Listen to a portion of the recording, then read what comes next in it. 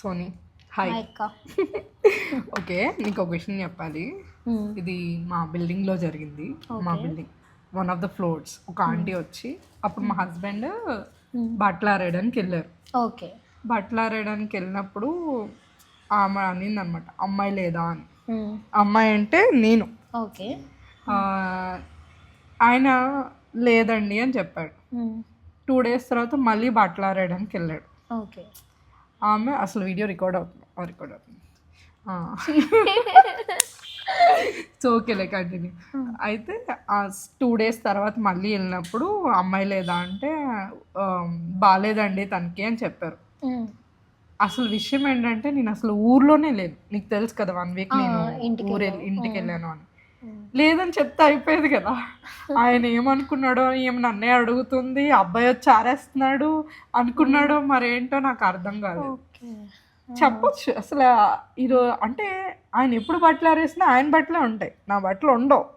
అంత నామోషంగా ఫీల్ అవ్వడానికి కూడా ఆమె వాళ్ళ ఇంట్లో వాళ్ళ హస్బెండ్ బట్టలు ఆరేస్తాడు అనమాట. ఓకే ఆమె బట్టలు ఈవెన్ శారీస్తో సహా చాలా నీట్గా ఆరేస్తారు ఆ అంకుల్. ఈవెన్ డ్రై అయిపోయినప్పుడు కూడా ఈవిడ ఆరేస్తారు. కానీ మా ఆయన మాత్రం 2 times అడిగింది. అబ్బా, ఈయనేమో ఈరోజు మార్నింగ్ కూడా నన్నే వెళ్ళి ఆరేయమన్నారు. ఇట్స్ ఓకే, ఆంటీ అడుగుతుంది. కానీ మన విషయాల కన్నా పక్కల మీద ఉండే ఇంట్రెస్ట్ నెక్స్ట్ లెవెల్. ఆమె కూడా చాలా పాజిటివ్గానే అనుకుని ఉంటుంది. బట్టలు ఆరేయడానికి కూడా వైఫ్ అండ్ హస్బెండ్ ఇద్దరు రావాలనుకుందేమో పాపం. ఓకే జోక్ చెప్తే అంటే ఆ కైండ్ ఆఫ్ ఎలా అంటే బట్టలు ఓన్లీ గర్ల్స్ ఆరేయాలి, లేదంటే బాయ్స్ గర్ల్స్ లైక్ వీళ్ళ ఆరేయాలి, కానీ ఓన్లీ మెయిల్ ఆరేయకూడదు అన్నట్టు ఉందేమో మేబీ అలా. కానీ ఆయన ఆరేసుకున్న ఆయన బట్టలే కదా ఆరేసుకునేది. అయితే ఈ వీడియో చూస్తున్న వాళ్ళు కూడా కమెంట్ చేయండి, అబ్బాయిలు అసలు బట్టలు ఆరేయచ్చా, ఆరేయకూడదా?